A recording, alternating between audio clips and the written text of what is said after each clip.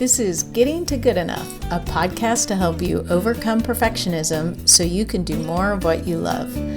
I'm Shannon Wilkinson, a life coach in Portland, Oregon, and I'm a recovering perfectionist who's getting better at good enough. And I'm Janine Adams, a certified professional organizer in St. Louis, Missouri, and I'm lucky enough to be naturally good at good enough. And today we're talking about multitasking, or perhaps better, the myth of multitasking.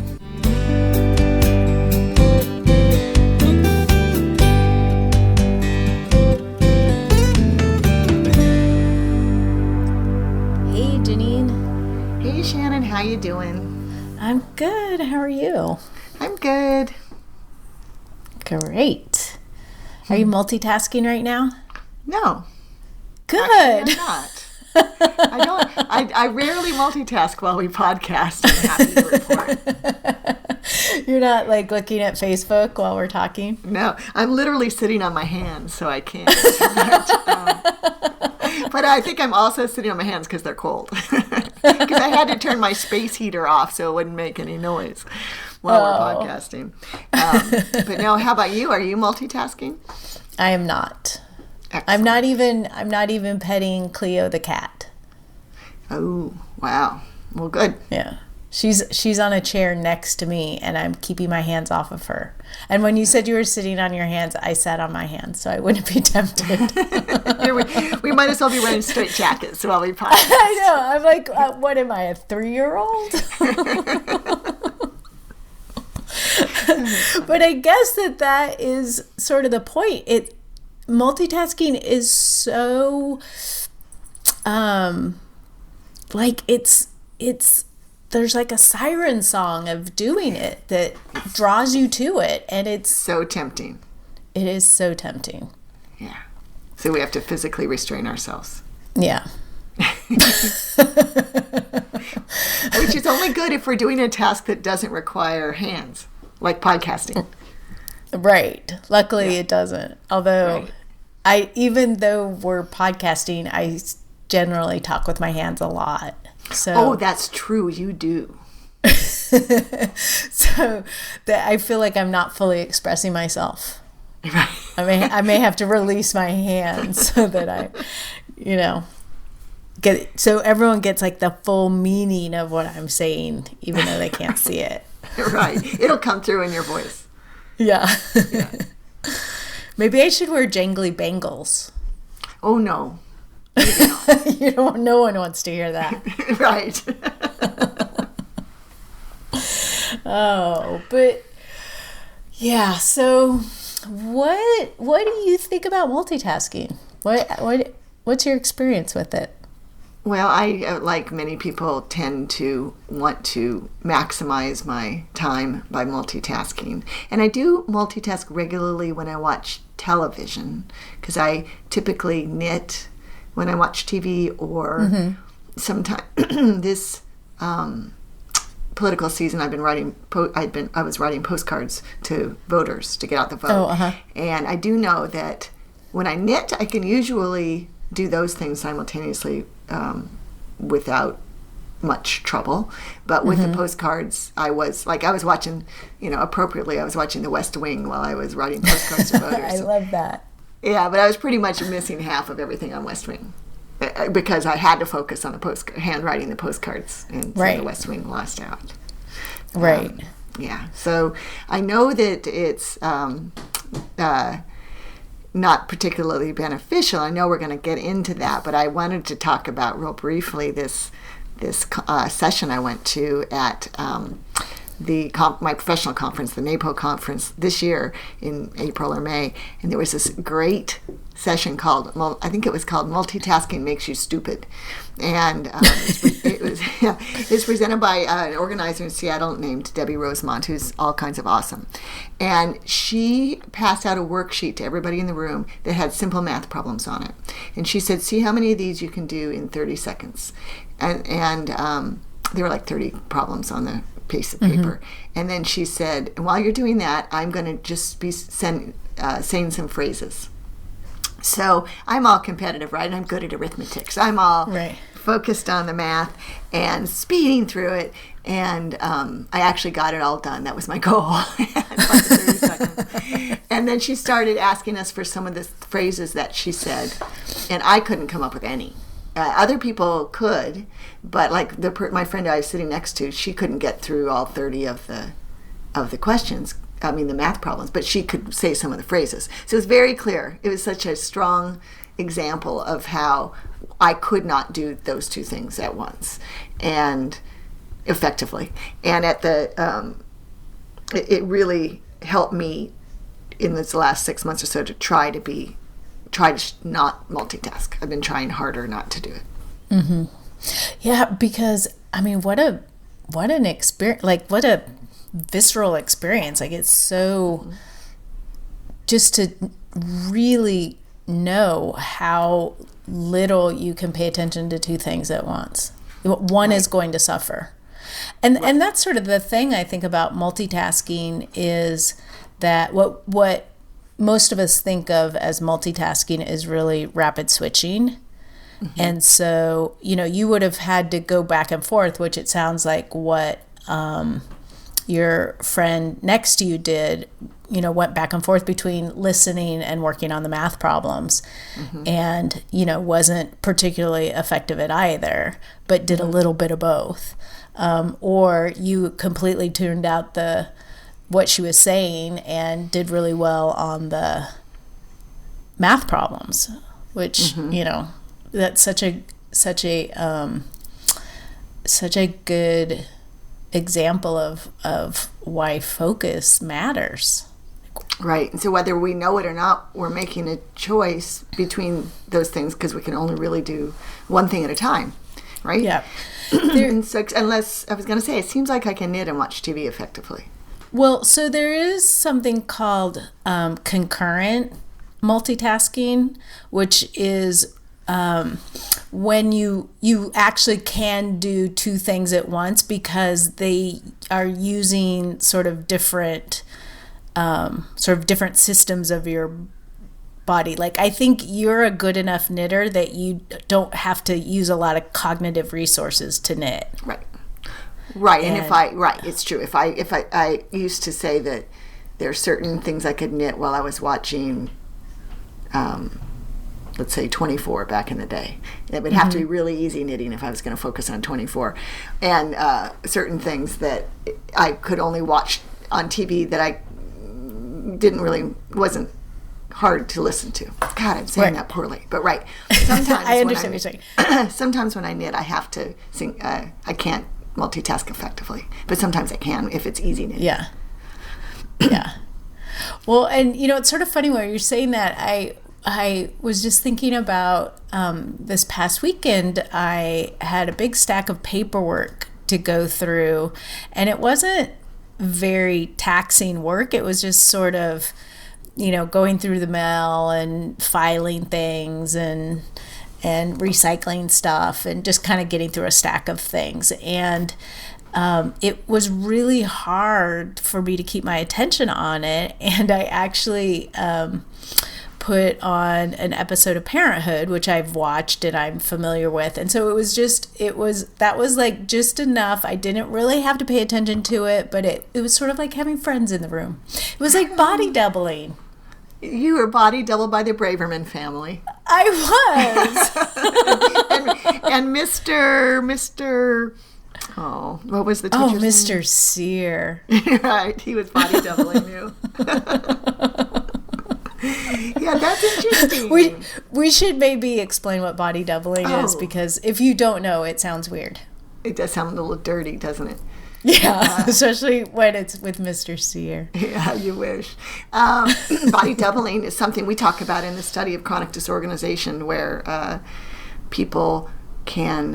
some people benefit from having a quiet, calm presence that allows them to do organizing tasks that they can't do on their own, but they don't.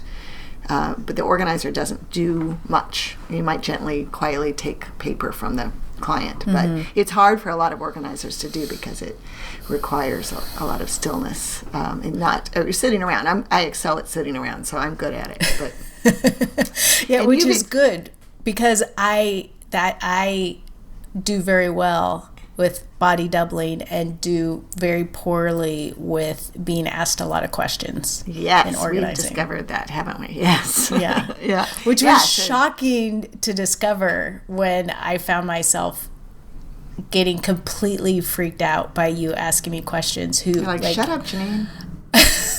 But like, you're like the kindest, most compassionate, also sort of dispassionate, neutral person. You know, and it felt like you were interrogating me. Yeah, it was such a weird discovery, but we're a little bit off topic. Right, and you're special that way.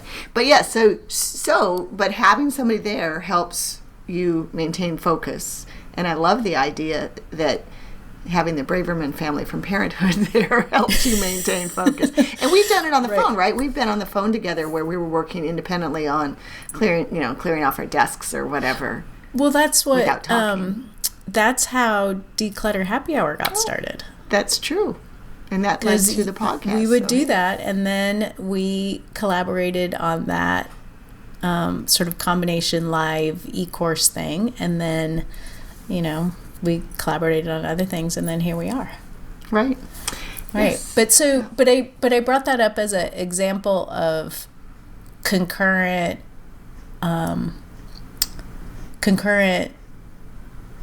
multitasking. Because the other thing that is a really common example of it is like walking or running on a treadmill, or working out on a piece of exercise equipment and reading or watching TV or listening to something at the same time. Mm-hmm. But even because you don't have to think a lot to make your body move the way you need to when you're exercising, but a lot of people think that they're doing concurrent multitasking when they're driving and listening to something, but a lot of times they're actually rapid shifting. Oh, I was just about to ask you that. I was just thinking about how some people who are listening to this might be driving right now. And I know I listen to podcasts all the time while I'm driving. Mm-hmm. Are you saying that that's not a great idea? Well, I'm saying be mindful when you're doing it. If you're in a driving situation, like, say, traffic, mm-hmm. It's probably best to not be listening to anything. And, we've all sort of listened to the radio, but you can tune in and out of music and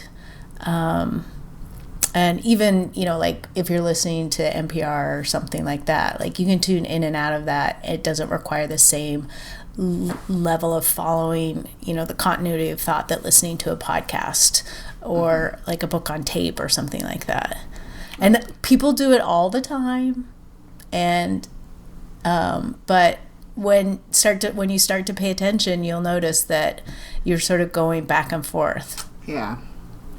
Yeah, it's true. And I guess it's situational, right? So you're driving in New York City traffic, you might not want to be listening to something like a podcast, but if you're driving across Kansas, it might be okay. Mm-hmm.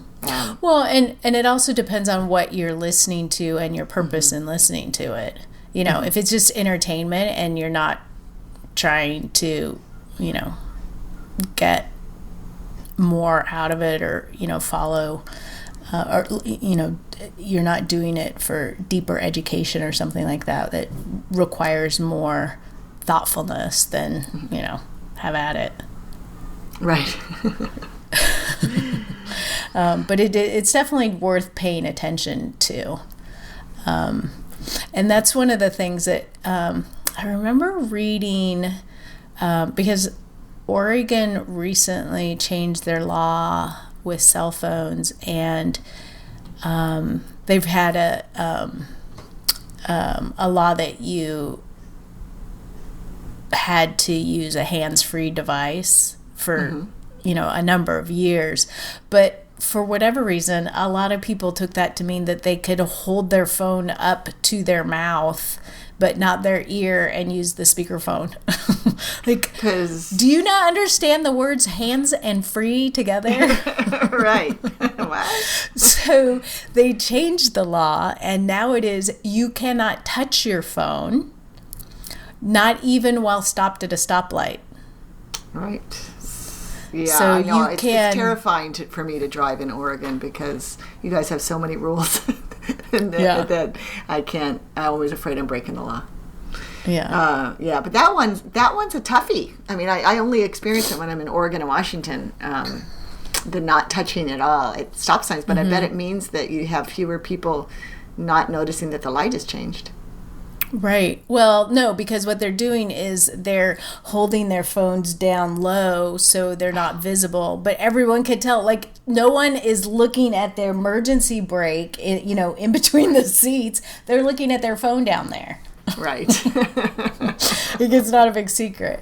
But, I just started using the iPhone operating system has a do not disturb while driving. Mm-hmm. And I just started using that this week. Mm-hmm. And I have it set to go on when my phone connects to my car Bluetooth. And so your phone's connecting so that maybe you're hearing something like I can take a call or make a call if I use Siri, if I don't touch my phone. But if someone texts me, they get a text back that says I'm using do not disturb while driving, and I will get back to them when when it's safe to stop, or whatever, when my drive is over. I can't remember what it says. Right.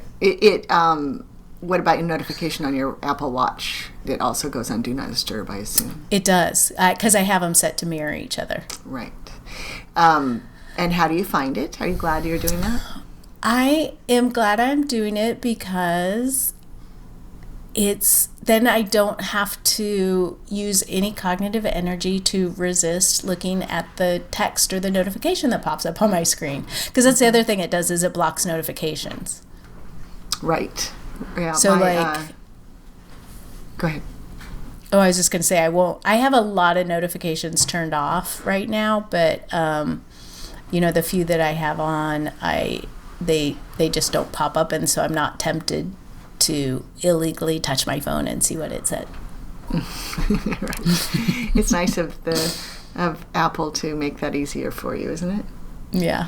Yeah. My husband has that on his phone, and as the texter, I find it annoying.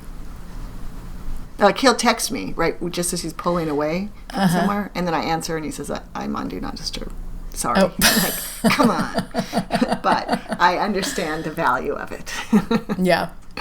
Yeah, but there's also a thing where if you text back, if you get that message and you text back urgent, your text will go through. Yeah, but it's never urgent. Of course so it's I'm not. Right. So why do I care? Yeah. Right. Yeah, but so this last week, I've been using a lot of technology to reduce the impulse to multitask. You've been using technology to reduce the distraction of technology? Yes. Yes. Interesting. That's I don't even know what to think about that. Like, yay, and also, ooh, weird. Yeah, because I know Apple has the ScreenTime thing, which tells you Right. how much. All I've used it for is to see how much time I've spent the previous week, and I was on my phone, and I was thinking just the other day when I was looking at it, why are they doing this? Like, this doesn't seem like it would benefit them to keep us aware of how much time we're spending on our phone. Yeah, because I was shocked. Yeah. And that's when I started using it. Yeah, tell me how you use it. So you can set limitations, time limits for different types of apps. So you can set a time limit for social media. You can set a time limit for news. You can set a time limit for games. And you can also set apps that are always available no matter what. And then what happens when it gives you a 5-minute warning before you hit your limit. And then when you hit your limit, the screen goes blank and it comes up and says that you've hit your limit, and then you can choose to get another reminder in 15 minutes, or you can choose to lift the limit for the rest of the day. Or you can just stop. Stop. Right. Yeah. And there's things like well, I know you don't have Facebook on your phone, but this is things like what? Games and Facebook and yeah, stuff. and other social media like, Twitter or Instagram. And I have the limit set pretty low, so that essentially what I end up doing is giving myself, if I want to go on social media, I'm giving myself a 15-minute block of time, and then I have to choose again whether or not I want to spend more time or not. So the limit is not like a daily limit; it's like a session limit. Well, there's a daily limit, and then once you hit that, so my daily limit for social media is, I think I have it set at 20 minutes right now. I see. Which is really not very long for our day and age. No, and so then you're doing 15-minute chunks after that because that's what they offer you. Right. I see. Right. Okay. And and the reason, go ahead. Oh, I was just going to say, it's taking all my self-control not to pick up my phone and check this out. But I'm not doing it. I have my hands clutched together. And you can always sit on them again if you have to. That's right. Well, they're clutched between my legs. My crossed legs. You get the picture, right? Yeah, so it is helping me. We're talking about all of this stuff in the context of multitasking, because usually what ends up happening is that we multitask because of distraction. Mm-hmm. And so by limiting your distractions, you reduce the urge to multitask. Well, you don't reduce the urge to multitask. You reduce the ability to multitask. Right. Or the sort of provocations that encourage you to want to multitask. To mindlessly multitask. Yeah. I mean, right. But some people, I think, multitask because they think it makes them more productive. Right. And I think that's the thing with perfectionists, is that we have a tendency to want to multitask because you want to get everything done. You have a lot of commitments. Maybe you're overcommitted. You don't want to disappoint anyone. You're trying to fit everything in. And so, you're cooking dinner on Facebook while, talking to your mother or whatever. Cooking dinner on Facebook? No, cooking dinner while you have Facebook open. Oh, got it. Like you might have my iPad open or my phone open, and I don't do this anymore because I don't have Facebook on my phone. But it's not hard for me to imagine like having a device near me that has social media open on it while I'm cooking dinner, and then maybe I have my AirPods in, so I'm also talking on the phone at the same time. Right. Yeah. I don't cook much, but when I do, I almost always am listening to something, a podcast or something. Yeah. Yeah, because it feels more productive. I was listening to a podcast while I emptied the dishwasher this morning. Because why would I want to mindfully empty the dishwasher? Have a moment of peace in my life. And so interestingly, that's one of the ways to deal with multitasking is to be mindful. Mm-hmm.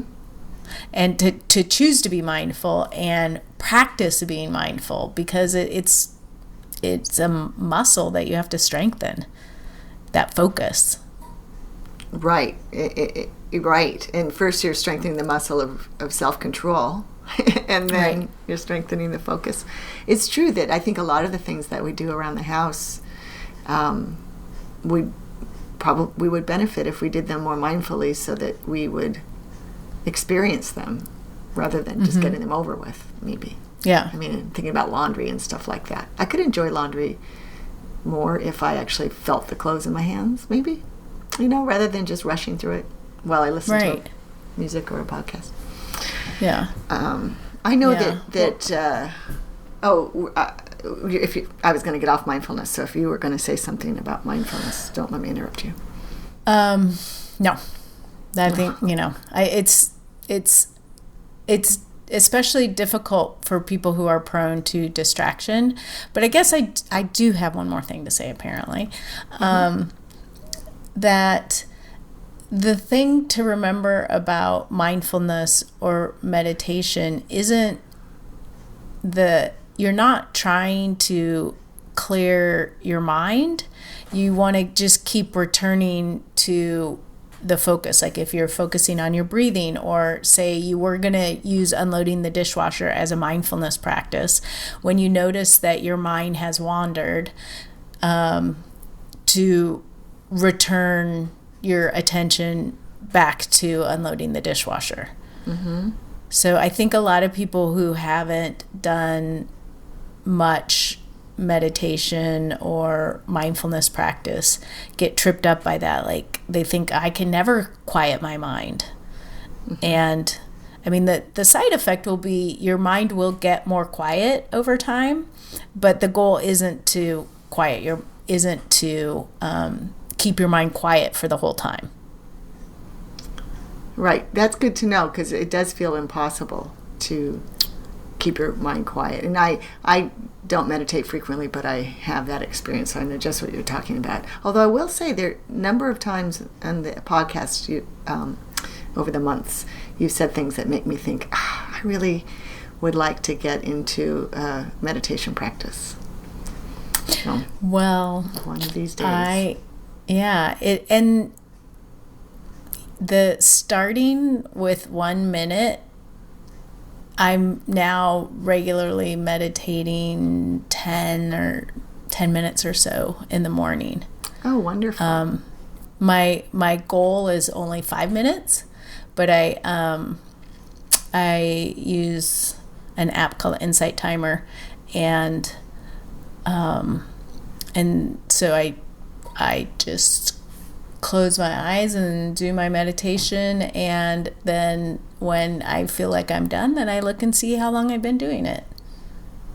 Oh, and then and wow, to me that's very significant. If your goal is 5 minutes and you go twice that long without even realizing it, sounds like you're really meditating. That's excellent. Yeah. I have to check out Insight Timer. I'm not writing it down though. Well, but you know what? Interestingly enough, that is one of the things that can help, is that when you get distracted, is to make a note of whatever's distracting you, but return to what your primary activity is. Makes sense, because otherwise, I just wrote it down. Otherwise, I would be busy trying to remember Insight Timer. Yeah. And then that pulls you away. Right. Yeah, so certainly that's true of all manner of things, isn't it? Where if you get distracted by something, jot it down. I call it put it in a parking lot. I mean, this is a thing in genealogy all the time. Distractions are. And so I say put it in a parking lot, come back to it later on, but jot it down so you don't have to worry about it. Yeah. It makes a big difference. Yeah. I use a timer a lot in my life, have for many years, to keep me focused on a single task. It's usually around order or creating order, or like dealing with my email. If I tell things I don't want to do, also, I mean, I like creating order, but also things that I don't want to do. I'll say, okay, I'll do this for 10 minutes. And if I set a timer for 10 minutes, I have a fighting chance of actually focusing on it for 10 minutes. And with email, 10 minutes is a long time. You can get a lot of email dealt with. Yeah. Well, and the other thing I do, which probably doesn't make much sense, but I do it, I look at the clock. So right now, my clock is 26 after the hour. And I would set my timer for 4 minutes or 9 minutes, so that when the timer was up, it was 0 or 5 after the hour. An increment of 5. Oh, interesting. No good reason for it, but I find it satisfying. Well, but, you know, that's sort of interesting because I sort of feel like it being a novel amount of time somehow makes it more appealing. I don't know why. Could be. I think it's about ending on an interval of 5 that's appealing. But I don't know why that either. But it works for me. And I do this many times a day. I set a timer. Yeah. So my life got better with smartphones. Go ahead. You've received a fair number of photos from me when I will text you a before picture and then I will text you a 15 minutes later picture. Right. Of, you know, my desk or my closet or, you know, what have you. Yeah, it's highly satisfying. I have a playlist on my phone that's cleaned the office for 30 minutes. So it's 30 minutes of upbeat songs that that's awesome. Yeah.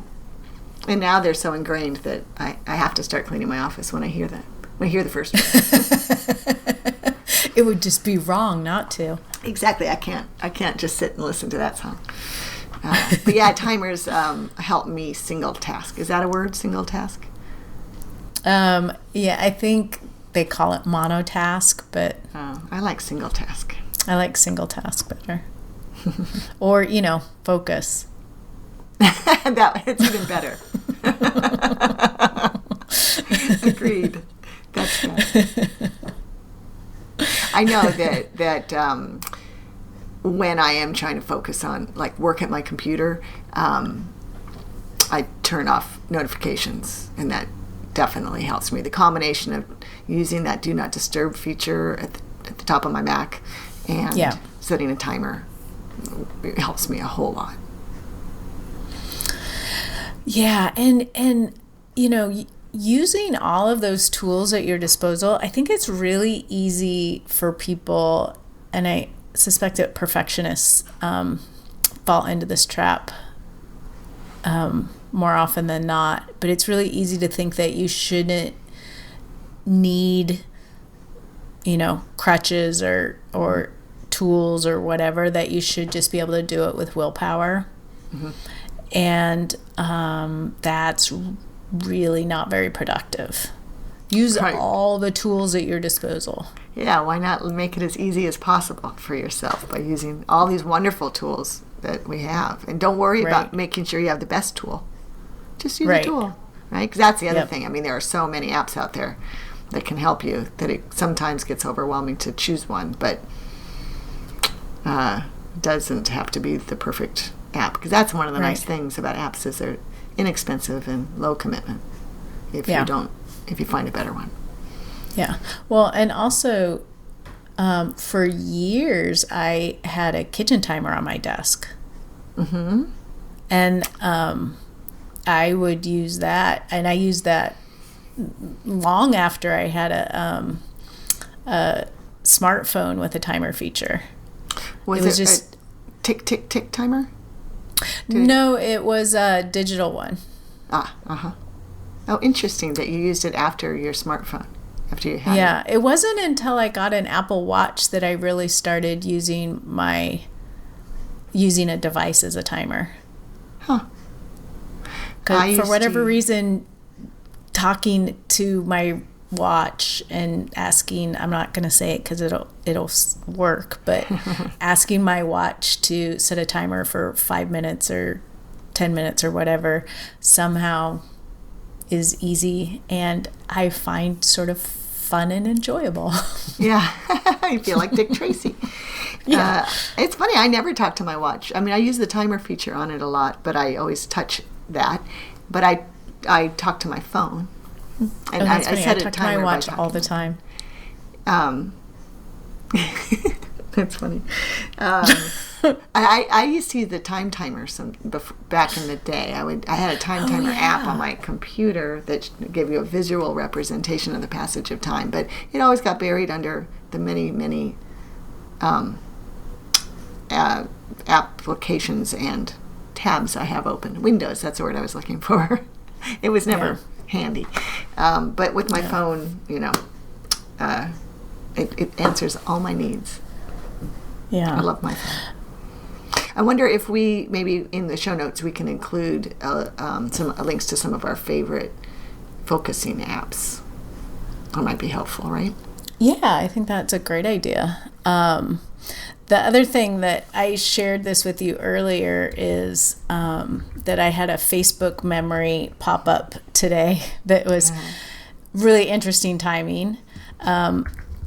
Apparently on November 8th, which is when we're recording this, not when you're hearing it, in 2009, and I'm guessing this was a tweet that came up on Facebook back in the day when I had them linked or something. I don't remember. But I mentioned that I was working on a novel for National Novel Writing Month, and that I wrote while at the gym and at the movies. Yeah, when you shared that with me, I didn't even understand what that meant. Writing in the gym and movies. Like, what does that mean? So you made notes on a device, while you were watching a movie? Apparently. I have a very vague recollection of this once I read this, especially when I read the part about that I wrote on my BlackBerry. Yeah, I don't even remember you having a BlackBerry. I have no recollection of that. But I never thought you had short hair either. Yeah, that's amazing. That's multitasking. Yeah, so it's I said that I wrote on my BlackBerry at the movies, and I emailed it to myself to cut and paste into the manuscript that I was writing. Wow, you were really thinking about that novel. Yeah. Yeah. I'm guessing that something in the movie made me think of something. Right. Yeah, but and then later I said that I think the only true multitasking is writing while on cardio equipment at the gym. Otherwise, it's really rapid attention shifting, which I'm not sure is always very efficient. You've been thinking about this stuff for a long time. Apparently. Yeah. Yeah, that's amazing. When I would write a novel, I don't think I thought about it much in between my 1,600 word writing sessions. But maybe I did. I don't know. No, I did. I'm sure. Anyway, that's amazing. I love that it came up today. Yeah. I thought that was so funny. Yeah. Which reminds me, one last thing about multitasking. Uh-huh. Apparently, multitasking, and I think in the study it was answering questions or writing while getting notifications that emails were coming in, lowers your IQ more than smoking pot. Oh, wow. That's sort of hard to imagine. First of all, that actually lowers your IQ. Is that a snapshot in time IQ, or is that a? Yeah, the study, they had people take an IQ test while in a quiet room with nothing going on, and then they had them take an IQ test with email notifications coming in. Yeah, interesting. And then did they have them take an IQ test while they were high? No, they just, other research has shown that that I think, I can't remember how much smoking pot lowers your IQ. But they found that multitasking lowered people's IQ 10 to 15 points. Amazing. Which is a lot. And that is just having notifications coming in. It's not reading the notifications. I mean, it's not going. No, it's just checking it having out. the notifications come in, which is why it's so important to avail yourself of things like do not disturb and closing unnecessary, closing all of the programs or windows or apps or whatever you're on that aren't required for the thing that you want to focus on. Right. Yep, Yeah. Is that study, are we going to have a link to that study? I was looking around. I can't find the original study, and I think it was done like in 2005 or something, and I couldn't find the original study, but we will have links to some other pieces that reference that study. Good enough. Yeah, that's right. Good enough. Yeah. All right. Anything else? No, I'm inspired to be more mindful and try to be cognizant of when I'm multitasking and then stop doing that. Look, I'm going to give it the old college try. Well, and I think that that brings up a really good point, that this is something you want to cultivate over time. This isn't to stop multitasking everything now. Right. Good point. Because that will just drive you crazy. But, first becoming aware of it and noticing where it may be an opportunity for you to choose to focus more on one task, on monotasking or single tasking, and set yourself up to be successful, to make it easy on yourself. Right. And know why it's important to me. We haven't said that today. But I'll know why it's important to me so that I can be more successful at doing it. Well, and actually we haven't said why multitasking, not multitasking is important. I don't think we've said it very clearly. You think you're being productive and you aren't. Right. It's not productive. We haven't said that? Okay. Let's be blunt. It's not, you think you're being productive and you're not. Right. It's true. Yeah. All right. So that's it for today. Thank you for listening. As always, we would love to hear from you. You can leave us a voicemail at 413-424-GTGE, which is 4843. Or you can head over to our website, gettingtogoodenough.com, and comment on the show notes, or we have links to all of our social media accounts there. And for now, this is Shannon Wilkinson in Portland, Oregon. And Janine Adams in St. Louis, Missouri. And we hope that good enough is getting easier for you.